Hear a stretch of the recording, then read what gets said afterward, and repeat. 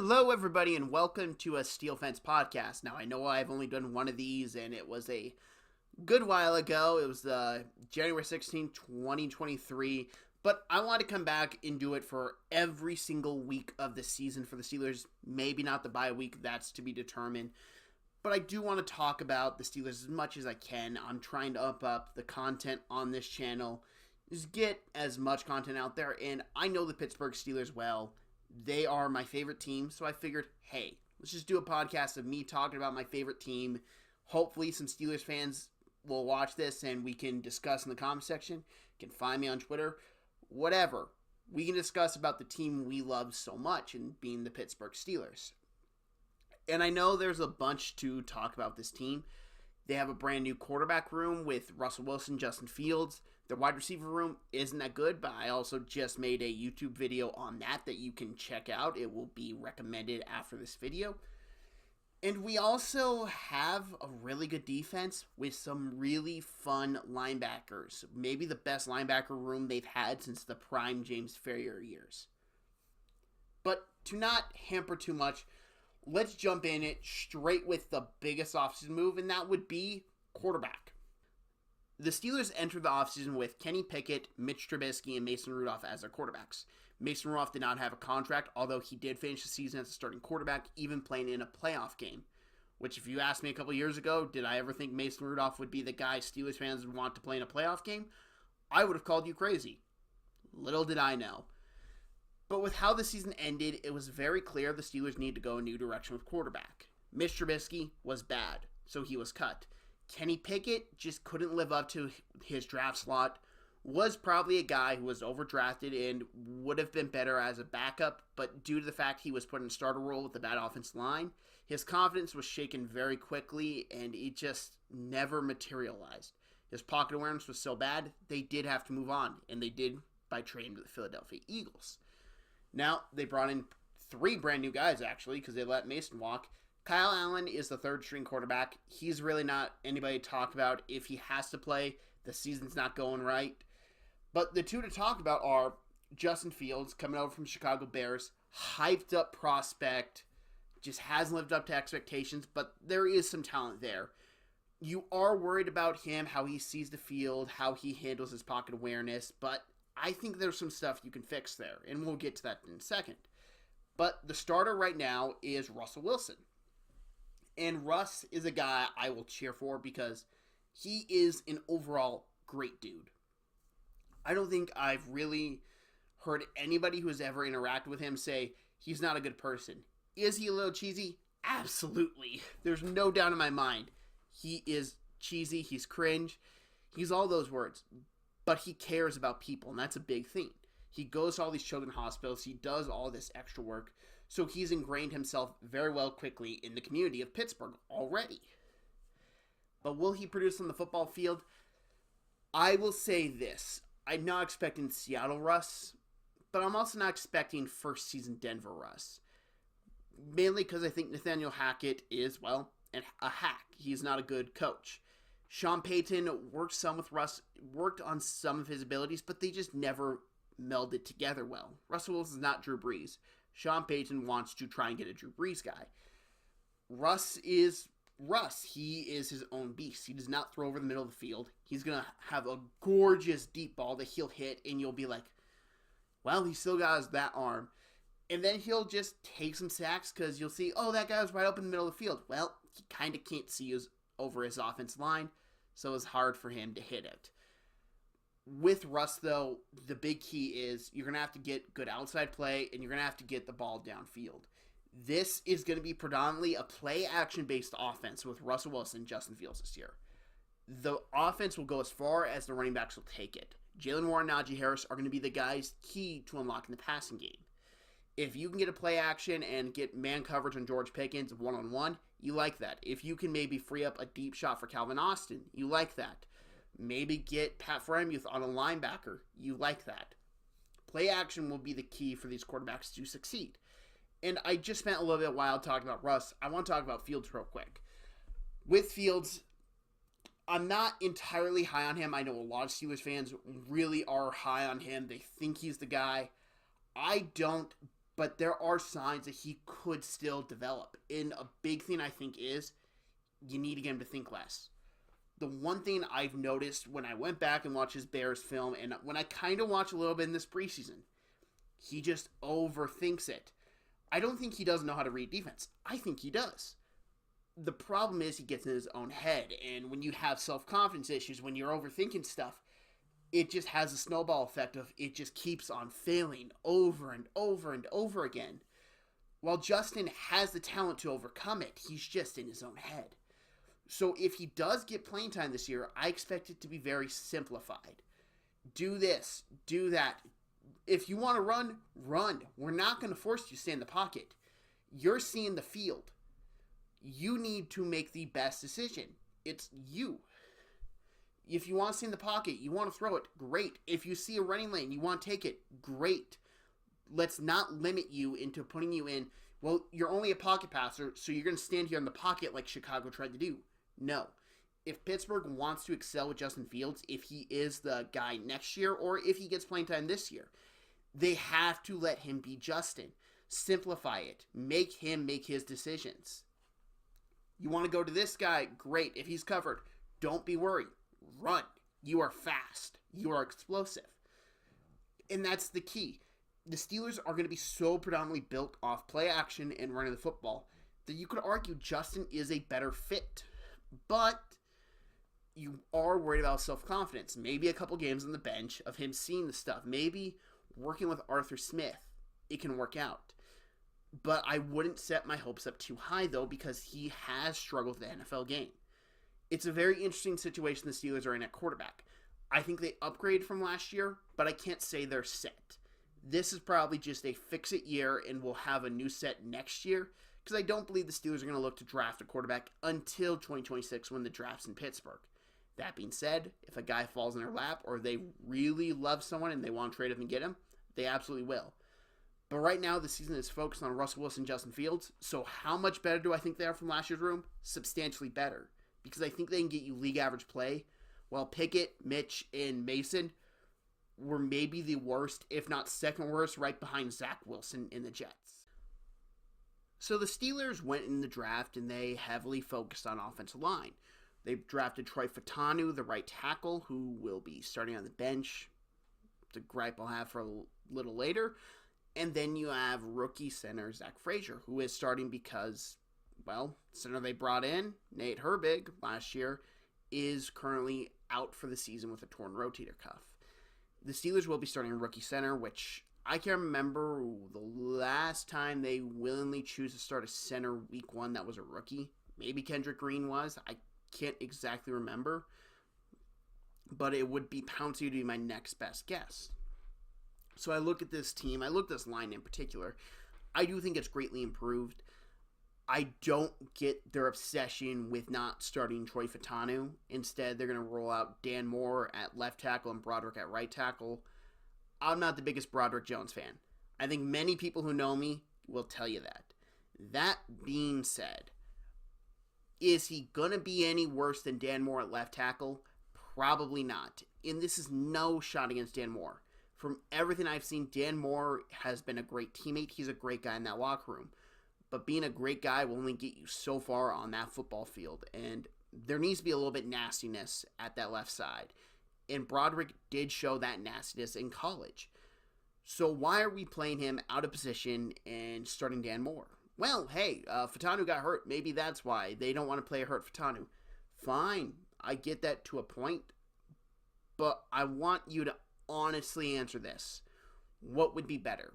A slightly less than 100% Troy Fautanu or a 100% Dan Moore? And with a Broderick Jones playing the wrong position. You would at least have something at left tackle you're a bit more familiar with, and right tackle, which isn't as important as left tackle because left tackle's the blind spot, would have a question mark, absolutely. But Fautanu has the talent, man. Like, I don't get this obsession with benching him because he's a rookie. It's stupid. It's so old football man thinking that it needs to change. Because if Fautanu does play, and he will this year, and Broderick is at left, the line is better. but wanting more to be your starting left tackle is just setting you backwards. He's good in the run game. Great. Can he hold up in pass pro? Because I think we've had that answered routinely, season after season after season. Now let's get to the defensive side of the football, the fun side with this team. Because you cannot call offense fun for the past couple years of watching Matt Canada. That has left some scars. But mainly, let's talk about this front seven, and I'm going to focus on the linebacker room more mainly here. But I think some stuff does need to be said. I am recording this after Cam Hayward's contract extension. Very happy he's going to retire a Pittsburgh Steeler. He has been one of my favorite Steelers growing up watching him. I'm now 23. I have literally grown up watching him for more than half my life, I'm pretty sure. He's an awesome football player, great leader in the locker room, has done all that. Very happy to see him retire a Steeler. And hey, they bolstered their defensive line depth. And it was really good done in the draft, which hasn't been good for a while until Omar and Andy Waddell has taken over. But Keanu Benton is going to be a good guy right next to Cam. Larry Ojaboni, Lario, I apologize if I butchered his last name. And then you have DeMarvin Leal, who is now outside linebacker, but does have experience playing that interior. You have guys that can play the interior D line and play just in the front seven overall, which will allow Cam to take some plays off. And by take plays off, I don't mean on the field. I mean pull him out, let him get some rest. He is 35 years old. There will be a little bit wear and tear on him more than it would have been 5 years ago. But then you have the edges. You have TJ Watt, Alex Highsmith, and Nick Herbig, man. That dude is lightning. I would not have an issue of taking Alex or TJ off for a couple plays just to rest them, keep them fresh. And you got Herbig in rushing the passer. Now, he's no TJ. He's no Alex Highsmith, but he's pretty damn good. He's got a wicked quick first step, and we'll get to the quarterback. And the quarterback's hits that I've seen him, they're pretty violent. I would be maybe afraid of roughing the passer call because he just has so much speed when he hits them. It just looks brutal. And now we can talk about the position group I'm very happy about. That's linebacker group. Now, Patrick Queen, I'm not on high on him as everyone else is for Steelers fans, and that's just because I'm withholding judgment till I see how he does without Mike McDonald, who put him in great spots to succeed. He also does not have Roquan Smith anymore. Maybe the second best linebacker in the NFL, depending on how you want to rank it. I don't put him above Fred Warner, but he's pretty good. How is Patrick Queen going to handle being the guy? He is the number one linebacker on this team. Now, that being said, there are other linebackers here. Peyton Wilson was my draft crush of draft crushes throughout the entire process. I had a first-round grade on him. Now, when I first watched him, I had top 10, but I knocked him down a bit because of injury issues. That being said, their talent was so good, I couldn't knock him down outside of a first-round grade. The talent is just there. He is a great instinctual player. He reads offenses very good. He knows how to get to the ball. When I was jotting down notes for him, he is probably the second most notes I've written for somebody in this past class. The first being Caleb Williams. And a lot of Caleb Williams was just me marveling at him. Well, it was the same thing for Peyton Wilson. And now I look at him. He's in a linebacker room with Landon Roberts, who is very good. And mid to late season, I don't know his exact timetable return. But Cole Holcomb's going to be coming back. This is 4 linebackers deep when he comes back. Right now it's 3. Injuries are concerned. If injuries happen, of course this room will not look as good. That goes without saying. But if they can stay healthy, this linebacker depth is phenomenal, and it's fun. The Steelers haven't had a linebacker room with this much depth since prime James Ferrier, in my opinion. They had the talent with Shazier, but Shazier was a one-man band doing everything. Now they have guys who can do other things and help out. Patrick Queen, Peyton Wilson, those 2 guys are lightning quick on the field together. Landon Roberts is going to come down and play that run. Cole Holcomb, when he comes back, will be predominantly the pass coverage linebacker. They all have a skill set they can bring to the table. and they all are very, very good at it. It's very exciting to watch as a Steelers fan who loves linebacker play. Now time to talk about a position group I'm less than thrilled about, and that's Steelers cornerbacks. Not really secondary, because I do really love Minka, and Elliott, I think, is going to be a good partner for him. The safety room, I'm not really worried about. Who is the outside corner opposite Joey Porter Jr.? Now, I love Corey Trice. Let me get this out of the way before people say Corey Trice. Love Corey Trice. Had a very good draft grade on him. He was hurt his entire rookie year last year, and he also has had a history of injury issues. He fell in the draft for the Steelers because of injury issues. That is a major cause for concern with me. And I just can't help but think he has the talent, but if he gets hurt, they are so screwed. Because I am not a fan of pretty much anyone else right now. Beanie Bishop, I was excited about. Not really thrilled with him being the nickelback. Cam Sutton, talented player. The reasons I'm not excited about him are other issues, and I'm sure everyone else knows what I'm referencing there. I just can't really say I'm a big fan. And the guy they got from the Panthers, I believe it's Dante Jackson, he never has done anything for me. I don't find him a very good football player. I think he's fine, but if you're going to have him as a number 2 corner, I don't think you're putting him in a good spot to succeed. I don't think you're putting your defense in a good spot to succeed.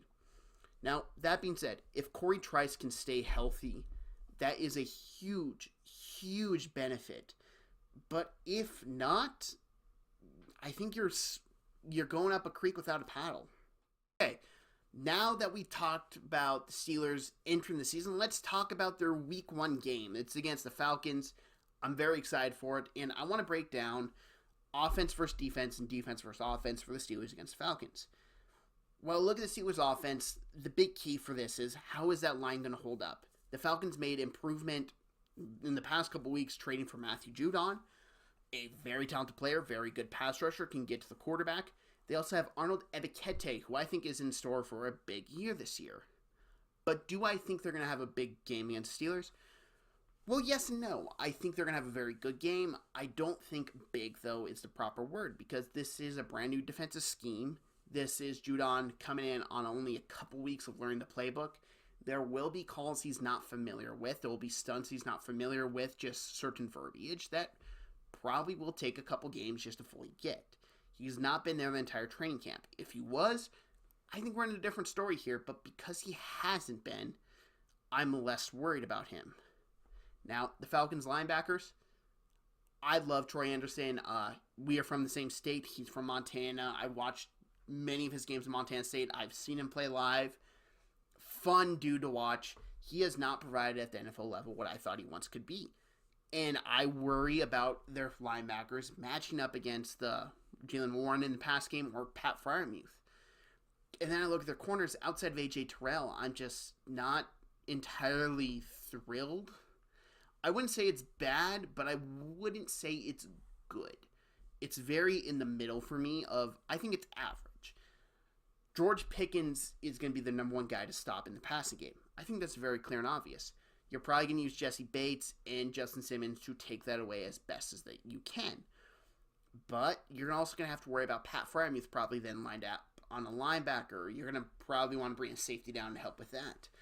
Well, then you're going to have to rely on Roman Wilson, depending on how much he plays. Maybe a Calvin Austin deep shot and Van Jefferson.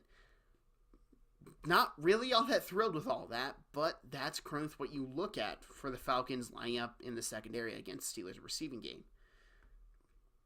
But, as I said a little bit earlier in this pod, and this is on the separate clip video you're watching, the Steelers are going to thrive off play action. They're going to try and get as many mismatches as they can, and they're going to really focus on running the football. As I said, the Falcons linebackers, I'm not big on them right now. With them having to be key contributors in the run game, I'm going to lean Pittsburgh offensively in this matchup, strictly because I feel like the running lanes will be there. Najee Harris and Jalen Warren will get the chances to run the football. And it's not like if the Falcons come out early and they stop the Steelers, they're going to completely abandon the run game. No, no, no. The Steelers will run the football. They'll probably run the football heavily on the first 3 drives. Probably 4th drive, they open up play action over the top Calvin Austin. That'd be my prediction for how the Steelers are going to game plan this game. And a big key is going to obviously be, how can Zach Frazier hold up? He is making his first ever start. He is a rookie. He's coming from West Virginia. I'm not really too worried about him. I feel like he's going to open up the running lanes very good. He's a very good run blocker.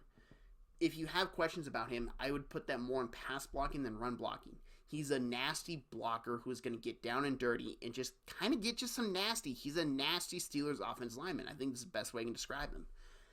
So, I think we take all this into account. I will give the Steelers a slight edge on the offense versus defense matchup for their offense versus Falcons defense.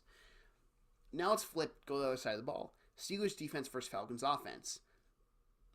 There is one worry for me here, and it's a major one. What do they do with Kyle Pitts? Because if I'm the Falcons, I look at that second Steelers corner, that's where Kyle Pitts is going. I am putting Kyle that side. He is running like a wideout. He is not playing tight end this game. I am going to abuse that matchup. But will they? Probably not. The Rams very much want to have their tight end line up as a traditional tight end. And I say this because that's where the offensive coordinator for the Falcons comes from. They're going to run the exact same system probably. And listen, TJ Hawkinson thrived with Kirk Cousins as his quarterback. I expect Kyle Pitts to thrive with Kirk Cousins as his quarterback. And that makes me a little less concerned because I feel like the Steelers linebackers are quick enough and they're going to have Deshaun Elliott coming down and playing the tight end as well. Outside Drake London and Kyle Pitts, no one in that receiving core really scares me. But that being said, you can make the same case that I'm very low in the Steelers cornerbacks outside of Joey Porter, and Corey Trice I have my concerns with. Maybe they try and pick on him, and I absolutely get that. Corey Trice did not play at all last year, and he is essentially, this is his rookie year. If he does play. Now, they might play Dante Jackson, who the Falcons saw twice a year. They know how to attack him. They have plenty of film of their players going against him. So, that's the key right there. Now, the run game. Bijan Robinson's a beast. He is the best running back in this game. I don't care what anyone says. He is probably going to be the best running back in football by the end of the season. He is a beast. He is going to be hard to stop. You are going to have to crash down with Landon Roberts often. You're going to have to try and beat that interior Falcons O-line. And here's the thing. The Steelers are probably the one team that can probably beat the Falcons at that. Not the one team, but they're one of the teams. Because they're very good in the front seven, which is very key in this game. I think the key for this game is linebacker play for both sides of the football. I'm lower on the Falcons, but high on the Steelers. Linebacker play will crash. They'll play the run. They'll do what they can, which leans me favoring the Steelers in this game entirely.